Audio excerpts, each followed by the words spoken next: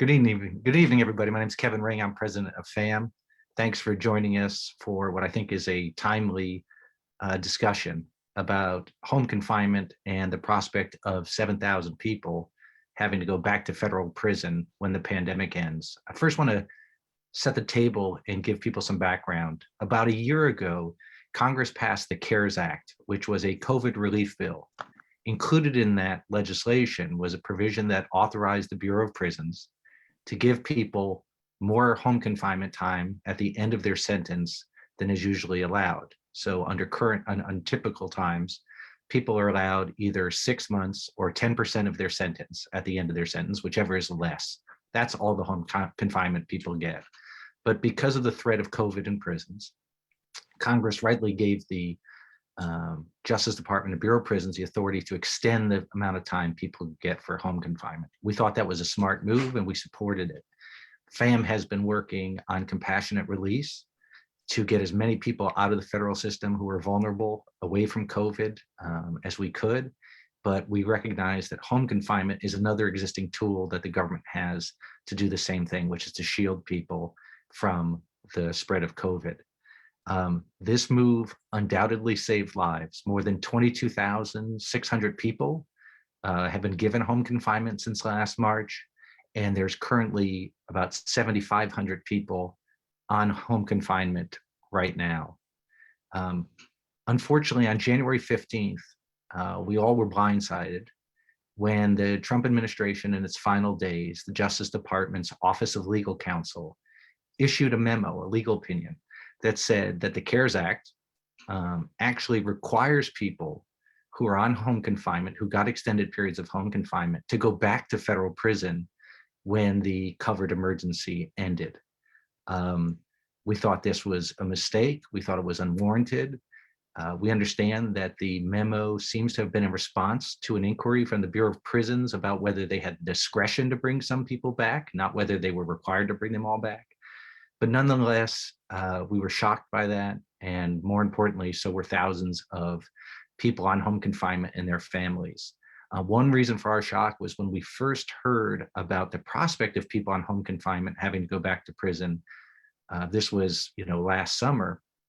We reached out to the White House and the Justice Department and said, you have some US attorneys out there talking about sending people back. Please tell us that's not the plan. And they assured us, no, that no one has that intention. That is not, once you go to home confinement, you're going to be on home confinement. So we thought this matter had been resolved.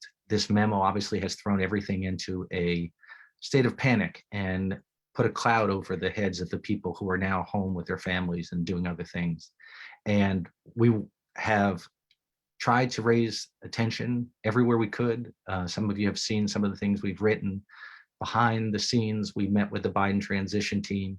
We've met with the new White House staff. We've met with high-ranking Justice Department officials to correct this, to get this memo rescinded, and to take this cloud away.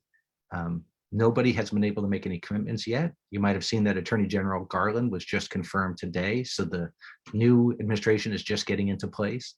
So, but our discussions have been encouraging. Everyone realizes this is a problem, and they're sympathetic. And so it's just a matter of getting a fix.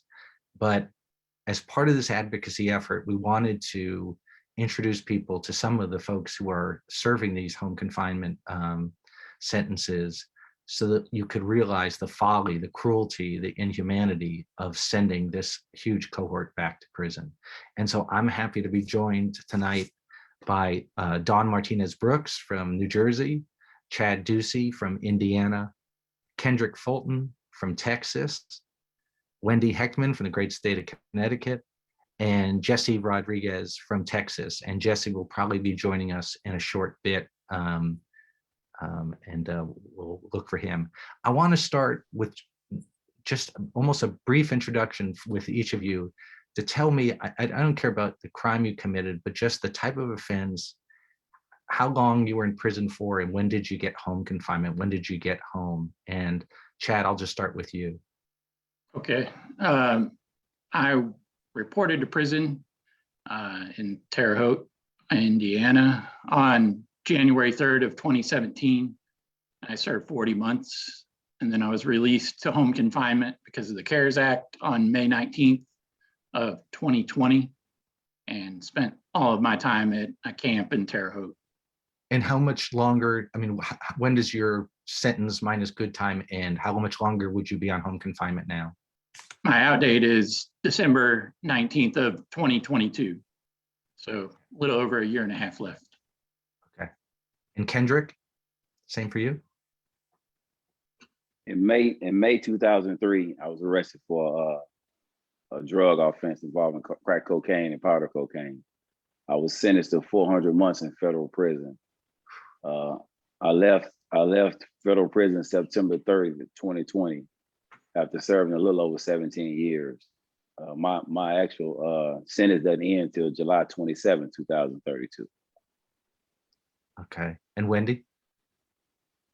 I was arrested in October of 2017, and I spent the entire pre-trial and everything incarcerated. I was moved to the Bureau of Prison System in February of 2018, and stayed there until I was released in December 2020 to home confinement. So I spent just a little over 3 years incarcerated on a nonviolent drug offense for which I was given 180 months. Okay. And when did you say you came home? December 14th, 2020. Oh, okay. And Dawn? Oh, I think you're on mute. You're on mute, Dawn. Happens to all of us. It would be helpful to unmute, right? Sorry. I started my sentence on January 31st, 2019. I was sentenced to 48 months. I was at Danbury Camp, and I came home on June 4th, 2020. Okay, and now I want to get into and I'll just go reverse order here. Like, what's it been like to be home? You know, you've been home differing amounts, some a couple months, some longer than that. What have you done with your time home? What have you been able to do that you wouldn't have been able to do if you were in prison, Dawn? The first thing is my grandchildren. I left behind 3 grandchildren. The youngest one was a year and a half. And the first time that they saw me, of course, they didn't know where I went. They just knew that grandma was in Connecticut because they're too young to really understand. But the first time he saw me after he came home, when he returned home, his other grandmother, who he calls Yaya, lives with them. And he told Yaya that he had a chance to see the grandma because to him, I had been abstract. And so I was the instead of actually a person. But it's been very good, even though I don't get a chance to see them often because of COVID. The ability to talk to them, you know, regularly, to see them on video, to interact with them. They have their own little system with it that they can text on and send grandma pictures on, etc. Has been awesome just to be reunited with them in that way. Before I did very little videos with them when I was incarcerated, just because of the setting, etc. And I certainly did not allow them to visit. So they were missing a grandma who had been literally hands-on from the day they were each born. I was in a delivery room until I was incarcerated. And are you working now? Yes, actually, my passion now has become reentry and just the misjustice of our justice system. So I joined the commission for the New Jersey Reentry Women's panel. So I've been doing some work with them. I'm also working with 2 other formerly incarcerated on a project that will be rolling out soon that's around reentry. And I've continued to work with, as you know, I called you on the home confinement issue as I was reaching out to elected officials to try to ensure that we don't return. So I've been active with almost every possible entity as it relates just to reentry. I spent 20 plus years in social services. And while I did a lot of work around people who were incarcerated, et cetera, I certainly never understood it quite the way I do now. Firsthand experience of what's missing and what you truly need when you come out. So hoping to have a chance to make a bigger difference now. That's great. Jesse, can you hear us? I don't know if Jesse, Can you hear? I don't know if you are muted. Yes, sir. I can hear you. Yes, sir. Oh, okay, great. Yeah, I was Just, you muted. just went around and Okay. people talked about how long you had served and, when you got out, when you got to home confinement, and what you've been doing since you got out. Yeah, I went in let's see, 2013, January 2013, and I got out July the 18th, I believe, of 2020. And what have you been doing And since you got home?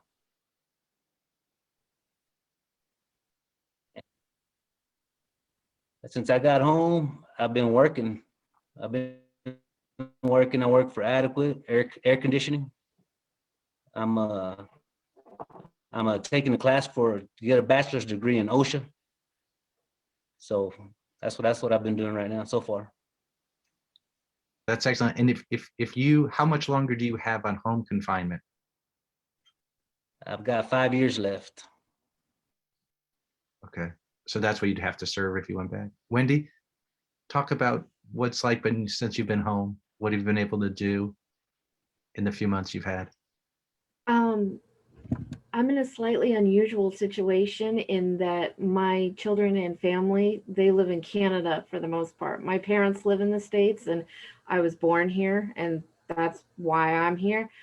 But my children are all in Canada, and I've had the fortune that since I've been out, I've been able to do video calls and speak to them regularly on the phone. They can text me all the time. We can do Zoom meetings whenever we want. But most importantly, when they go to school and people say, "Where's your mom?" they can say working in the States and not in prison. That's an incredible burden lifted off of their young shoulders. And I really hope with all my heart that they never have to go back to saying anything else.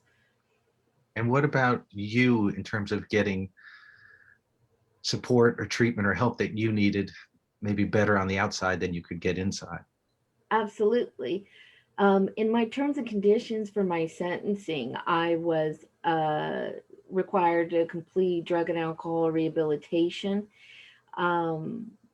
When I was at the camp at Danbury, there were only very minor classes offered, although of course I, availed myself to take anything that they could possibly provide for me.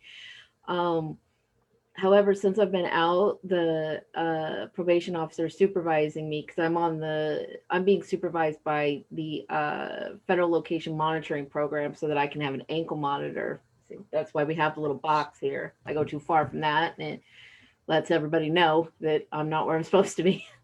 But my probation officer has set me up with drug and alcohol treatment through intensive outpatient programming.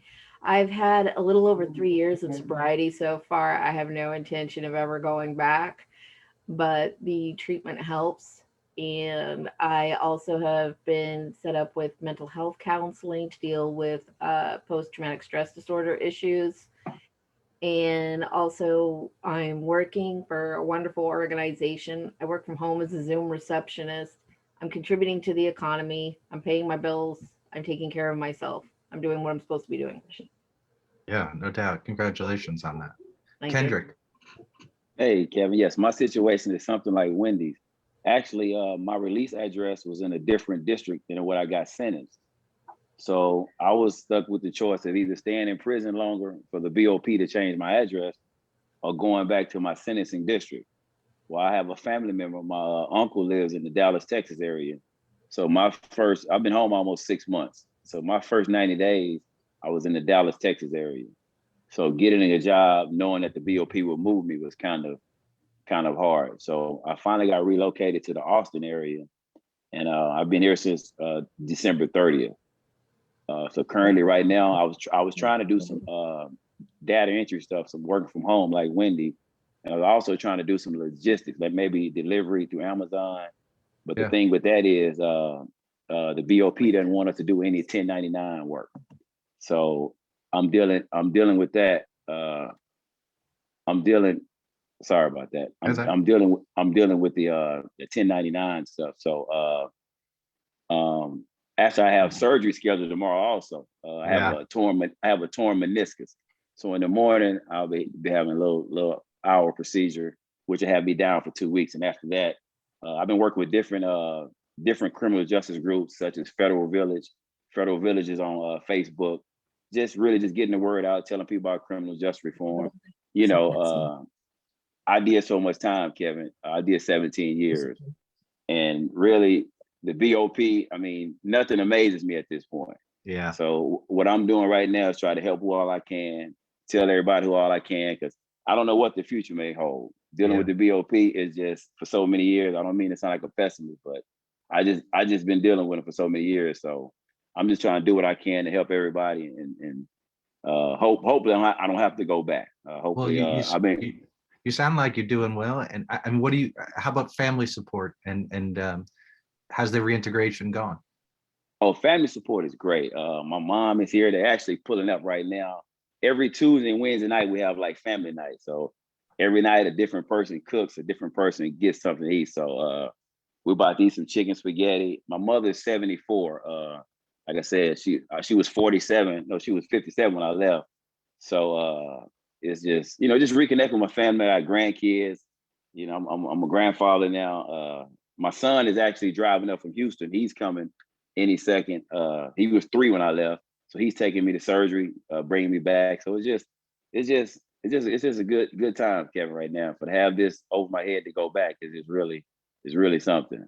Yeah. Well, thank you for sharing that. I'm glad you're doing well. Chad, tell us what you've missed and what you're reacquainted with now. Yeah, I pretty much had to reestablish my life. I lost everything while I was gone, including my marriage, but I have a 12-year-old daughter and a 10-year-old son, and it's been amazing to reestablish those relationships. I tried to stay in contact with them while I was gone, but we all know how difficult that is.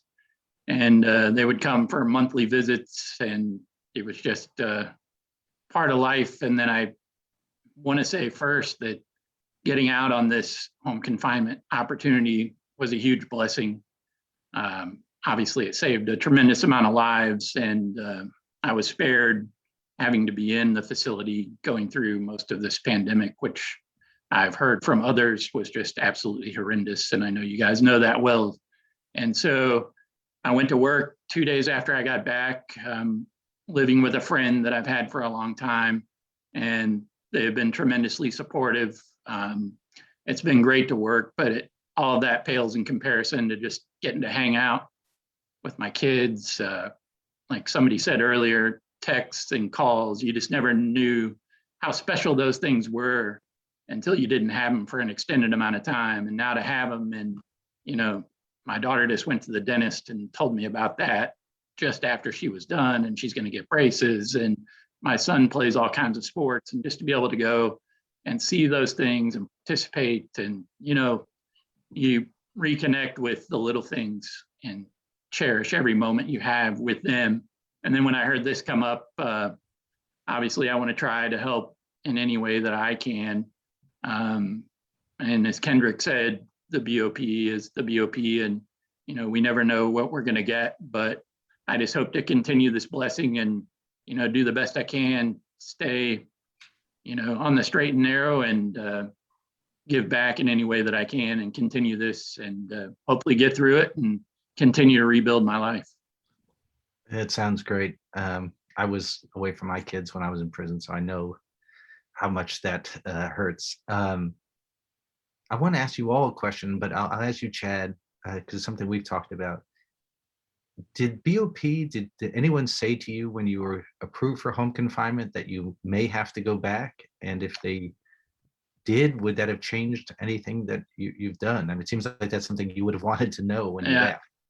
Yeah, you and I have talked a little bit about this, and I've talked to other people about it as well. My approach to it would have been quite a bit different. First of all, no. I mean, when I was notified that I was leaving, we went to quarantine. I even asked my counselor multiple times, 1, is this real? And 2, I'm leaving, right? Like, I'm going to home confinement. And there was an out date, you're released to the halfway house and then to home confinement. And there was never any mention of anything about coming back. And I had heard of other people possibly being furloughed but it was made clear to me that it wasn't a furlough. And in some of my communication, I certainly would have handled it differently had I known when I left that this was looming over their head, because, you know, I did wrong and I've admitted my wrongs. I did some time for that wrong, but my family was punished very severely when I left the first time. And to put that on, the burden of that on them again is just unimaginable. And so I would have been much more guarded with my kids. I would have been much more guarded with the relationships of, hey, you know, I'm back, but maybe not for long. And Right. so I just would have played it out. And I've been out almost 10 months. And so it's given me a lot of time to reestablish a lot of things. And then this popped up, you know, a month or two ago, and, you know, it changed your perspective on things. But now I just got to fight to keep going with what we're doing and allow us to hopefully get this corrected for everyone involved. And when I was asked to help with this, I'm always willing to help, but there's so many people under this program that, you know, have so many different things going on, and so many things that they're doing that are benefiting society and giving back to the community. And, you know, all those things can continue. And, you know, there's been, I don't know the statistics, but, you know, I know everybody's trying hard to abide by the rules and do everything that's required of them and continue down this path of reestablishing everything that we have. And so Right. I just can't imagine putting my kids and my family back through the same thing again when there was no mention of that initially. Yeah, I want to ask Kendrick and Wendy and Dawn, what were you told? Was there anyone given the warning that you may be coming back? My case manager basically just said, "Hey man, I know you're going to be okay. I know you're going to make it." So he said, he said, "Man, I just want to just tell you, I think just for being around you, I think you're going to make it." So by him just telling me that. Well, he didn't say, "I'm going to see you back here in a year," did he? He said, "Man," he said, "I think you're going to make it. I think you're going to be fine." He said, "Of all my guys I put in," he said, "Man, I think you'll be one that makes it." So that was kind of that was no word on us being possibly returned. So. And Wendy, did you hear anything? We flat out asked our case managers and staff people there, and we were told the only way that we would come back would be if we put ourselves back. For example, through violating the terms and conditions of our home confinement. And that's what we were told, Yeah. you know? Yeah. Dawn, same thing? Yeah, Wendy and I were in the same place, and basically the discussion had been that we would be on home confinement for the rest of our sentence unless we violated and ended up back because of something we did. But it was never anticipated that we would be returning at the end of the pandemic. And Jesse, what were you told? Anything? I was told the same thing, that I'd do the rest of my time on the home confinement unless I violated any of the conditions. That's basically what I was told. Yeah, I mean, that's what makes this even more offensive, is the idea that now they would say you would have to go back. Some of you, like Kendrick. Yeah, that was never. Yeah, not even discussed. Kendrick, I want to ask you, some people are going to say, well, yeah, there was a pandemic going on, but, you know, you got a break. You got a break. You got to leave early, and now you get to be home. So what do you say to, like, if it was a lawmaker or somebody in the Biden administration said, oh, you know, you shouldn't get this windfall? What do you say to somebody who says that? First of all, it's not really a break. I've served over 200 months in federal prison, 17 years, 4 months, and 15 days. My actual sentence is 400 months. That's 3 years longer than Manuel Noriega's sentence. I'm in a little town in West Texas, and he supplies countries. I'm not saying I'm innocent. I'm not saying I didn't do anything, but you have countries and you have a little bitty town, and I end up with a longer sentence. So, and then my offense involves crack cocaine too. So the laws have changed over the 17 years, but I've never benefited from any of that. I'm still under the 100-to-1 crack powder disparity. So I hadn't even obtained any relief. So someone think I'm getting a windfall. I mean, how much time do I need to do another 11 years? Right. At $40,000 a year to the taxpayer, another $400,000. just to have me sitting around doing it. Yeah, That's what I would say. that's a good answer. You served enough time. I want to answer a couple questions that have come in. Somebody asked about clarify the impact of the memo. We say 7,000, but how many are impacted? So it's not everybody who's on home confinement. It would just be everybody who's on home confinement for a period that's longer than 6 months, 10% of your sentence, because if we go back to the old law, that's will be the limits of home confinement. So if you've just got a few months left in home confinement, then it wouldn't affect you. It's just if you got an extended period and you're still in that extended period, then you would be affected. And then somebody said, what constitutes the end of the pandemic? Medical experts predict it will not be until the end of the year before we're back to normal. And so what the CARES Act does is it says that during this covered emergency, the Justice Department can give these longer periods of home confinement. We are still in that period of emergency. We don't know when they are going to just declare that BOP operations can go back to normal. So we are in the dark about that. So the OLC memo says this has to happen 30 days after the emergency ends, but the emergency ends when the Justice Department says that it can now run the Bureau normally again. So we don't know when that will be. I think that is good in the sense of it doesn't seem imminent, but it just leaves the cloud over your all's heads even longer without some resolution. And so I'm sure that that is hard. And somebody asked, why does a memo have the force of law? Well, the Office of Legal Counsel is basically the government's lawyer. They interpret things for the Justice Department and other agencies to give them opinions. And so while it isn't necessarily the law, it governs the Bureau of Prisons. And the Bureau of Prisons asked for guidance on how this would be interpreted. And so unless the Office of Legal Counsel rescinds that memo is what the Bureau of Prisons will feel bound by. I want to talk about something that most people don't understand. I was on home confinement for a short period of time. And unless you know somebody who has, or you've been yourself, people think it's complete freedom, that you're either in prison or you're on home confinement. If you're on home confinement, well, you might as well have no restrictions. You're doing everything you want.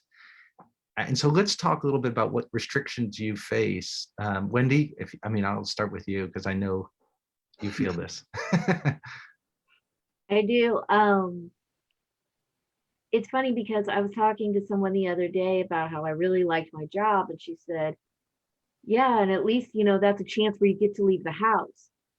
And I said, no, actually, I work from home, and I wanted to work from home because to me, every time I leave the house, it's a chance for something to go wrong and to end up getting in trouble, because the only way that we can leave our houses, at least this is what's going on up here, is in advance. You have to write out a schedule. So for example, I'll say, Monday, I'm going to see my doctor from noon to 3 p.m. My appointment's at 1 o'clock, but I say noon to 3 p.m. because I need to account for the time to get there, and I'm taking the bus, so I need to build a little bit of time in. I have to show where, it is. I have to say the address. When I get there, I need to take a picture of the building with my phone and text it to my officer to show that I'm there. I need to do the same thing when I leave. If, say, the buses are running late or my appointment takes a little bit of time, I need to text him and say, hey, this is going on, I'm going to be a little bit late. And then he has to extend the amount of time that I'm allowed to be out for me. And also, let's say that I was driving myself, okay, because some people do have vehicles and there are certain restrictions, protocols you can follow where you are allowed to drive. So let's say I drive myself and I'm driving by the bank and I have a check that I need to deposit real quick. So I pull over and I put that check in the ATM. If my officer finds out about that, I've just got myself a violation. That's not allowed. I didn't schedule that appointment. If my dog needs to go out for a walk because they need to use the washroom or whatever, I hope I scheduled that in advance, because if I go more than 150 feet from that box, it's going to alert everybody. We're not allowed let's say that my ex-husband invites me over for supper to celebrate our 12-year-old's birthday. No, I can't go to somebody else's house. They don't care that it's his birthday. That's not going to happen. Mhm. Even Kendrick kind of touched on it earlier about driving and stuff for a job. If you want a job where you're being a delivery driver, which is something pretty popular right now during the pandemic, that's really difficult to get permission for because you're not in a fixed location. They want to know exactly where you are, who you are with, and exactly what you are doing at all times. Right. They also call anywhere from 5 to 8 times a day to make sure that you're where you're supposed to be, even though we're wearing ankle monitors. Okay. And those calls, they aren't like at 3 in the afternoon, 5 in the afternoon, or whatever. They're like 1 in the morning every single night. And some of these people have been home for 7, 8, 9 months, and they are still called every single night at 1 o'clock in the morning, even though they're supposed to get up and go to work the next day. Right. Kendrick, are you on an ankle monitor? Yeah, I'm on a GPS monitor. My scheduling is just like hers. I can only go to doctor's appointments. But we do now, Wendy. If we're driving, we need some gas. They let you get some gas if you need some gas. Right. But if you stop at 5 gas stations, it's gonna be a problem. It's gonna be a problem. That's right. Yes. And Jesse, are you on a monitor? Yes, sir. Yeah, I'm on the monitor. With my job, it's not as tough as theirs because my job consists in going to people's houses and we do commercial and residential. At first, I was buzzing all day long because as soon as you sit in one, if you stop for a little bit and you get out of that little radius, it starts buzzing. So I'd be upstairs working on the AC, come outside and it start buzzing. So I guess they finally got tired of it, and now they just buzz me in the mornings. Like at 5 o'clock in the morning, I could feel it vibrating. But my pass is usually good from 7:30 in the morning till about 7:30 in the evening. And Dawn and I'll ask you, Chad. I forget if are you on a monitor as well? I am. And Chad, you are too, yes? Yes. And how long do you expect to be on the monitor? The whole period of your home confinement? So it appears. Yeah, I haven't been told anything differently. Well, somebody asked the question. They said, "How long can they keep you on a monitor?" And my sense is there's nothing that the law would limit that because this is in lieu of incarceration. So I think they could keep you on there. I just remember thinking it was very restrictive, more than people thought. I had the same experience you did, where I couldn't even go on my back porch. I could only go to the perimeter of the house, and I think one thing that I have sort of gleaned from all this, and when I first talked to the White House about the prospect of people going back, was one reason it didn't make sense for those of us who support like criminal justice reform and shortening some of these sentences. You all become testaments to the fact that these sentences were too long to begin with, because you have been let out and you're all being productive, back with your families, living productive lives. It questions why we are locking up so many people for so long to begin with. My guess is Dawn has thoughts on that. Sure do. I mean, especially for those that start and end their sentences in a camp, because essentially you're at a camp. There aren't locked doors and things in the same way. You have a lot of freedom, probably more freedom in camp than I have right now. So the idea that they would rather have you in a camp where you serve no purpose versus being home and being productive part of society doesn't make any sense. And when you start talking about reformative justice, which is the new term, we are the perfect candidates to be their pilot project for reformative justice. We've proven that we can successfully reintegrate. So give us an opportunity to continue that process versus having this balloon over our heads waiting to see what's going to happen next. And as you know, Kevin, I represent one of many women in Danbury. You know, while Wendy happens to be on, there are a lot of women who couldn't join us tonight in their stories. You know, I have one woman, Nadia. She had an opportunity. Her daughter had been placed in foster care while she was incarcerated. So she's had a chance to come home and get her daughter back from foster care. She's working and going to school. And the idea that that could be ripped from underneath her, when she's doing everything correctly, all the things that you would say, you know, the benchmarks to be working, going to school, reuniting your family. What else could you ask for, you know, from the situation? I have another young lady, Kime, you know, her mom got COVID and she was the caretaker for her children. So her children were divided up to be cared for. She's now home working, actually a frontline worker in a senior citizen facility as a home health aide. And she's had a chance to reunite all of her children under one roof. So the thought that you would take that away from a person and they would have to start over again just doesn't make sense.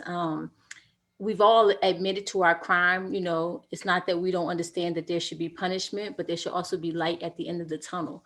And I think that our system needs an overhaul, just in general, about how we look at mandatory minimums, which is what your organization has been about, because so many of us have exorbitant amounts of time because of mandatory minimums and not necessarily the act that we committed. Right. I want to say thank you to Dawn. Dawn did reach out early on in this, made sure we were aware. We've done some meetings on Capitol Hill with lawmakers about this. And for those of you who are joining us late, I just want to reiterate that FAMM has met with the White House Counsel's Office, Domestic Policy Counsel's Office. We've met with the number 2 and 3 people at the Justice Department, and everyone is now aware of this. And it is just a matter of getting people confirmed and in position to do something about it. So we're on that. We haven't asked anyone to take direct action. We may soon ask people to weigh in, but we really think this is a problem that can just be fixed within the Justice Department. It shouldn't need an act of Congress, although there are members of Congress who are willing to step in if this doesn't get done. But you know, we're working on this. I want to ask, somebody asked, and I'll start with you, Chad, because I know you have some conditions that are not ideal for being out, but also, do you pay for your monitor? I do not pay for mine. No. And then, and tell me a bit about like what the restrictions are on your while you're home. I am able to work, and they're fairly flexible with work. I'm helping manage a business that involves delivery, and so I am able to move around while I'm at work. And then we get passes per week that we have to submit once a week. Those have been reduced because of the COVID, but right now we get 8 hours per week to go do whatever we need to do. And I use most of mine, actually all of mine, to spend time with my kids. And then one of the conditions that I have to do, just to some extenuating circumstances, I'm at a halfway house. I'm based out of a halfway house that's 3.5 hours away. And so I've been working 6 days a week. And so on Sunday, I do 7 hours round trip for a UA at the halfway house that I have to report to. And that's been pretty regular every Sunday. And so it takes up a big chunk of my day. And when I get back, I usually start my pass and go hang out with my kids to do something with them. So I look at it as the cost of freedom. So I try to stay positive about it with all of these conditions and everything that we have to go through. I still look at it as being a million times better than where I was. And so I'm, I guess, happy to oblige with some of these conditions, even though the road trip can get kind of repetitive, and I'm usually down there between 3 and 5 minutes. And so I make the trip and make the trip back and just go about my time. Thanks. We had some more questions coming in about, are we planning to file a suit? At this point, no, because we think this can be changed by the new Attorney General and Deputy Attorney General just rescinding the memo that caused this problem. I should say also, when even before the memo was issued, FAMM's view was that the people who had received extended home confinement, like you all, shouldn't even have to stay on home confinement for that long. That if you have been out for 6 months to a year and infraction free, that the government should be making moves to get you off supervision anyway. There is just no reason for Kendrick to be on an ankle monitor or any kind of supervision 10 years from now, unless, like you all said, unless you screw up, which then the rules, send you back anyway. So our focus is not only just on rescinding the memo, it's also on trying to get the Department of Justice to figure out a way through compassion release or clemency to get you off home confinement. Wendy, did you want to say something? I also wanted to point out that even when we end our period of home confinement, we are still not done. We still have the post-supervisory release part, Right. which most lay people know is probation. Right. So it's not like even that wouldn't be a get out of jail free card either. Right. Like we're being supervised now, we're being watched. And it's Dawn's point when she was saying that there was maybe more supervision now. During my entire 3 years of incarceration, I was never once given a UA despite being incarcerated for drug offenses. Since I've been out for 2 months, almost 3 now, I guess. Yeah, 3 months now almost. I've had 6, 7, I think, UAs during that time. Believe me, I'm being watched very well, Right. This is what, if you want me to stay clean and sober and become a productive member of society again, this is how you do it. Right. Jesse and others, a question about who pays for your medical visits or doctor appointments. I can't imagine, Kendrick, that the BOP is paying for that meniscus surgery. Oh But yeah, they are. They are? Last Yeah. year, last March, I was scheduled for surgery. I was Wow. scheduled for surgery last March in the BOP, March 27th. Well, COVID shut down all those procedures in Texas.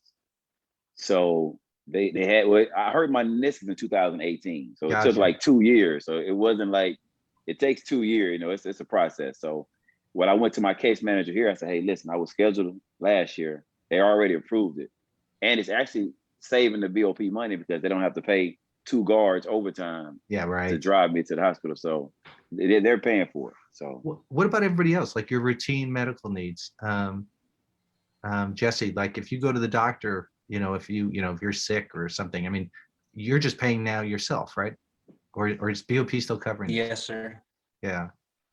So far, as far as I'm concerned, I'm paying for it. I'm paying for it right now.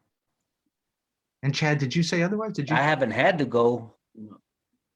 Yeah, Yeah. we schedule ours through the halfway house. Oh, I see. And so they kind of keep tabs on all that. And thankfully, I haven't had to go, but I've heard from quite a few others that that's how it works, just in this area anyway. And Dawn, what about you? So I have my own insurance, thankfully. I have a number of medical conditions. I have basically, since I've been home, seen some medical professional probably twice a week, 3 out of 4 weeks a month, literally. So for me, I just schedule my doctor's appointment, let them know when it is and where it is, and I go. Yeah. So I was anxious to get out from under BOP's. I'm sure. Not many people want BOP's healthcare on the outside. We got a question about if you're on home confinement through the CARES Act, should we file for compassionate release or should we wait to see what happens? Did any of you all file for compassionate release? You did. I'm thinking about filing. Yeah, I was going to add that too, Kevin, that it's been recommended to me to still do it, but I've gotten so many mixed messages from different people. And I think I reached out to you a little bit about this as well. Yeah. Of the message being the questioning in our district, if we're still under the confinement of the BOP. And Right. There's a big debate about that in our district. And it's just extremely hard to get that answer. And so I've been navigating through all that, but it's been recommended to me by my case manager to explore that. And I think, to be honest with you, those people are getting overwhelmed. In addition to everything else that's going on in the world, those people went from having, I think, maybe 10 people on home confinement to anywhere between 50 and 80. Yeah, so it's exponential increase in what they have to do as well. So they're scrambling to keep up. And so and I think Dawn put it the best earlier. This is a perfect opportunity to show by these people, and there's many more like us that are doing right, and we've learned our lesson. We admitted our mistake. I mean, I've said to people before, I think I've said sorry over 1 million times over the last, 5 to 7 years. I'm sorry for what I did. I got caught in a horrible situation, but I'm not going to use that as an excuse for the rest of my life. I want to try to make the most of it, and to have to go back would just be, it would be tough. It just set everything back that many more years. Well, let me say this about home confinement. I mean, our view on that is, I think, I know a lot of people who have been denied who have sought home confinement. I mean, sought compassionate release from home confinement. On the other hand, that's because they're bringing it against the government's wishes. Our view is that the Justice Department should be bringing the home confinement motions to court on behalf of the people who are on home confinement to get these sentences shortened, because there's only 2 ways to shorten the sentences at this point, and that's clemency or compassionate release. Home confinement, just as you know, just a different form of custody. So hopefully the Justice Department will not only rescind the memo, but then realize that it makes no sense to have you on home confinement. And for some of us, I filed my compassionate release while I was still in Danbury. However, I got released under COVID before my case was heard. And so now, since I'm home on home confinement, they don't view it as an emergency. My case has literally not been heard because they're only hearing emergency cases, and I'm no longer an emergency because I'm out on home confinement. So how it will play out when I eventually get a court date, I don't know. Right. We're getting to the end, and I want to give each of you a chance to take like 2 minutes. And I just, you've got Merrick Garland in front of you, or, the Justice Department officials at Office of Legal Counsel. And I just want you to tell them what it would mean for you to have to go back. What would it do to your life? And why shouldn't they do this? And Chad, I'll start with you. Yeah, and I'll say, like I said earlier, this has been a huge blessing to get out earlier than I thought it would be. Obviously, my number one goal for the rest of my life is to be a dad. And to have that ripped away from me, it would almost be worse than the first time, because I didn't know what I was getting myself into the first time. I was just as clueless as everyone else who goes to prison. And to have to go through that again, now that my kids are a little bit older, I can't imagine it. We'd battle through it once again. And I will say my kids are so good at dealing with adversity now because of the things that I put them through. And I just don't want to do it again. I do everything I can to live right and do everything I've asked on this home confinement program, and never have any issues.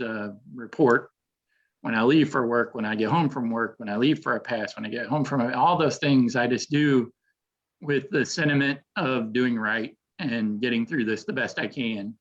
And to have that ripped away, and I know I speak for so many people that I've seen different people come home and do the same thing, reestablish relationships with kids and grandkids and family. And I unfortunately lost my mother while I was in prison, and just reestablishing those important relationships with the people who are still here to care about us. And you just shift your focus from, material possessions and all those different things to relationships and the love of people. And I think what events like this do for us is put a human element or a human face to these things. I mean, so many people talk about criminal justice reform, and so many people talk about the system is broken.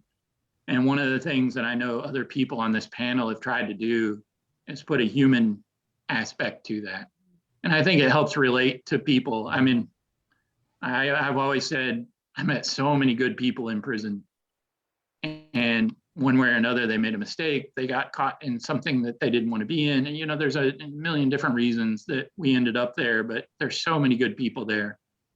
And to be provided an opportunity like this, and have the temptation of even being on home confinement and getting back into the real world, to have that ripped away would just be unimaginable and more so not fair to our family and friends than it is to us. You know, we're in the system, we're part of it, but it's not fair to put our loved ones through that again.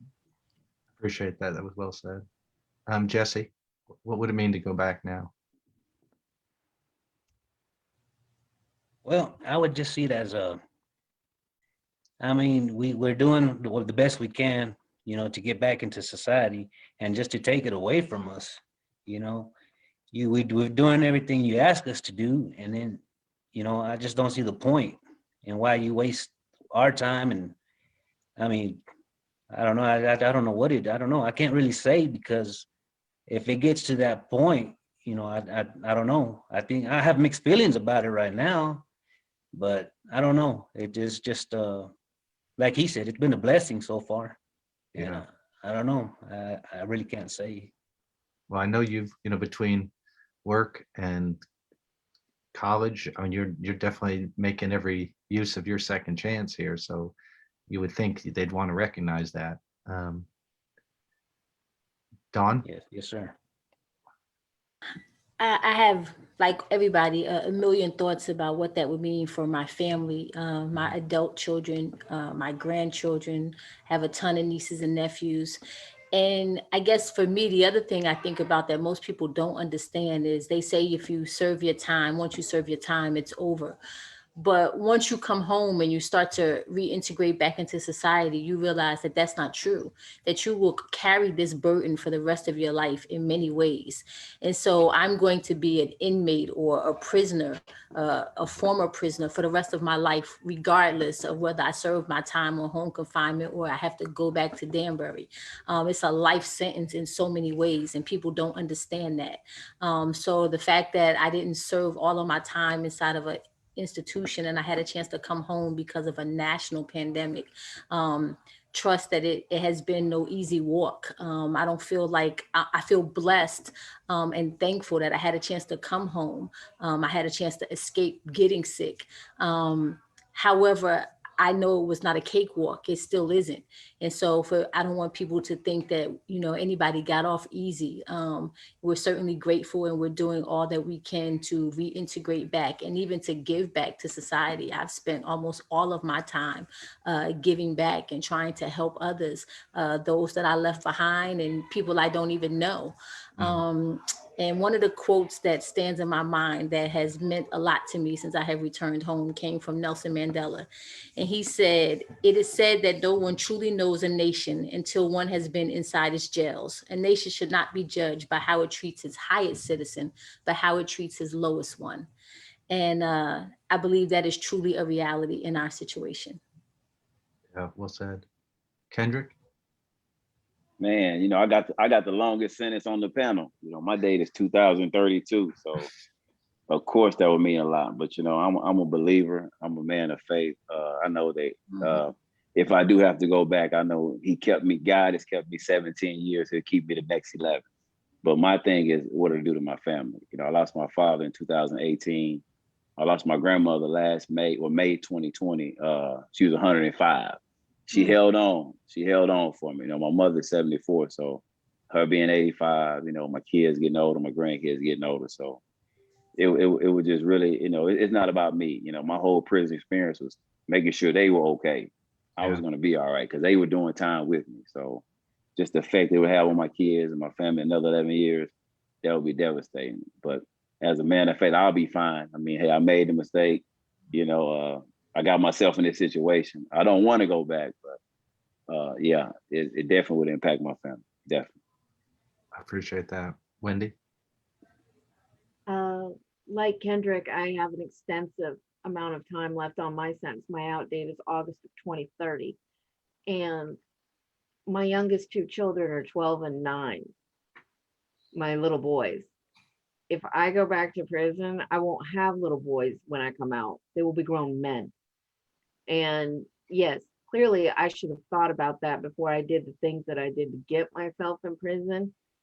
But as I keep saying, if I'm behaving now, if I'm following the rules, if I'm doing what I'm supposed to be doing, why are you wasting the time and energy to keep me in a place where I'm not a productive and positive member of society, where I'm just warehoused and taking up space. Yeah. Well, listen, I knew this would be powerful, and it was, and I'm just grateful to you all because, as everyone knows, and either said to me or I know had private doubts about going public and talking about your situation, because everybody fears retaliation and the rest. But I know Dawn's been doing so much work on this and been very vocal about it, and we just aren't going to get change unless people stand up and put a human face to these stories, as Chad said. And what I hoped people would see in hearing from you is that you don't need to be back in prison, and a system that would send you back is not a justice system. And this isn't a break that you're getting. You're finally getting overdue justice, and you're showing that, you know, you're ready to be where you are, which is back in your families and your communities and doing well. So I just want to thank you all very, very much for sharing these things with us. I want to say to everybody watching, we are going to fight this tooth and nail. I just, you know, I have to think that the White House and the Justice Department is going to do the right thing if we just keep the pressure on. I hope that we get that word sooner rather than later, so you can get this cloud out from over your heads, and that we can focus on what we should be, which is getting you off supervision altogether. So that's going to be our goal. That's a priority for FAMM, and I'm grateful to everybody who's, you know, using their time and they're raising their voice to make that same call. So we'll close with that. Thank you, everybody, for tuning in, and thanks again to the panel. Thank you, Kevin, for Thank you, having us. Kevin. Appreciate it. All the work Thank you, you do. Kevin. Appreciate it.